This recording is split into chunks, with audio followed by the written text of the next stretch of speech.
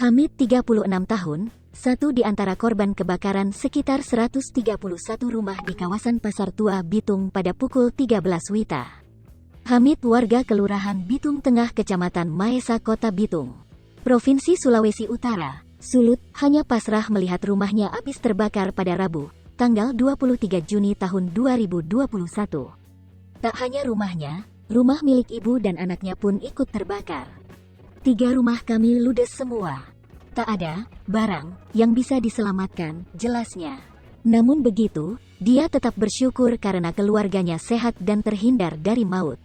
Saya berada di pangkalan ojek. Lihat asap tebal langsung lari ke sini. Tapi tak bisa masuk karena api dan banyak orang di lorong, katanya. Saat tiba di rumah, dia mencari kedua anaknya. Tak ada barang diselamatkan. Hanya ini, pakaian, kata Hamid, tampak matanya mulai berkaca-kaca.